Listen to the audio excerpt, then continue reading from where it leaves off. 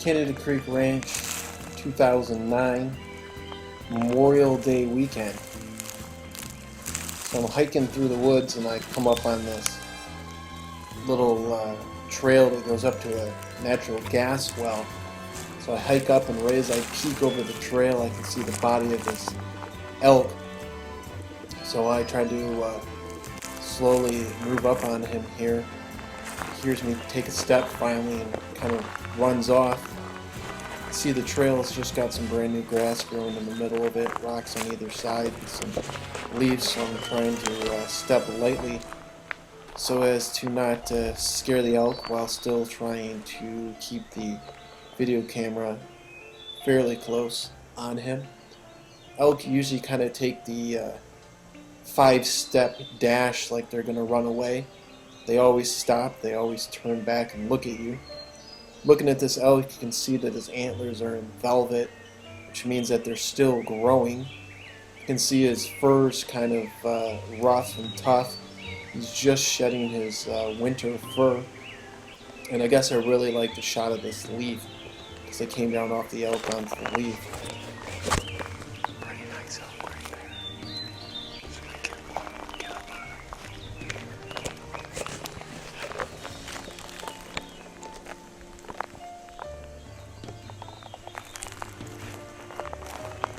So I'm walking slowly, trying to keep my head down as not to intimidate the animal.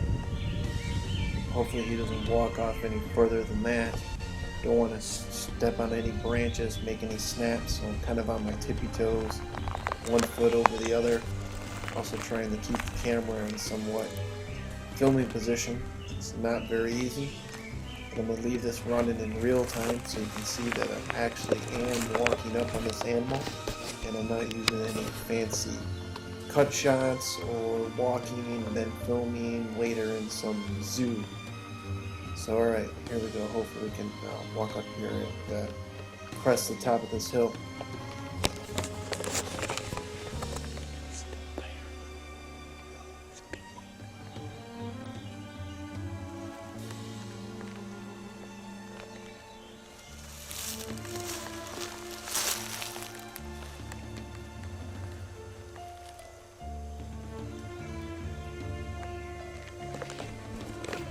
In the early spring here, these animals move on to these gas wells or just open areas because that's where the sunlight's hitting most direct, and it's growing a lot of green grass or clover that they can feed on.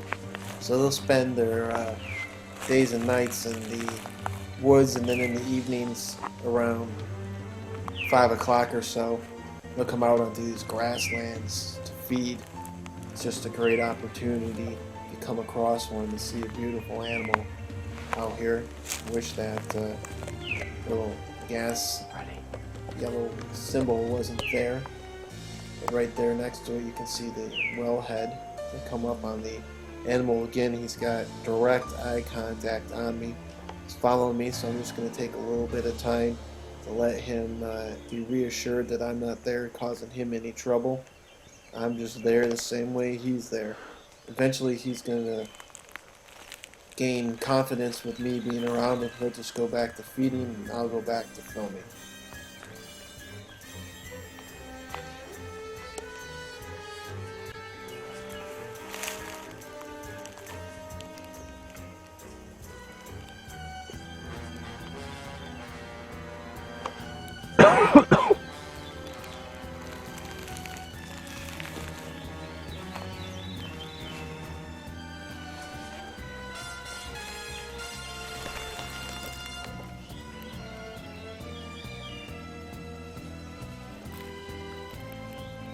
So I'm standing here filming, I hear a snap or a crack in the woods, and I spin the camera over there. All of a sudden hear it sounds like an elk kind of coming from the woods to where we are, and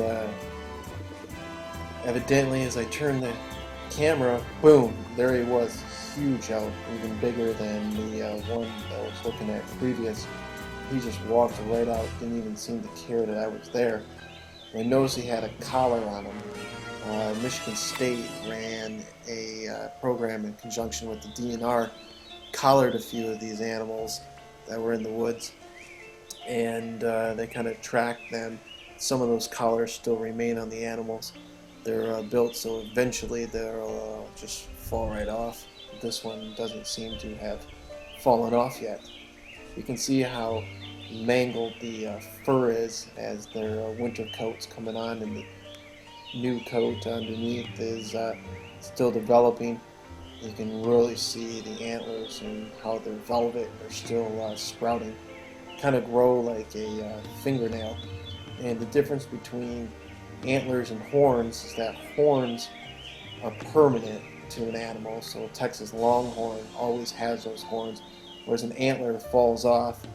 These will fall off in, we'll say, March, April area. So then they'll start growing again in early May, late May.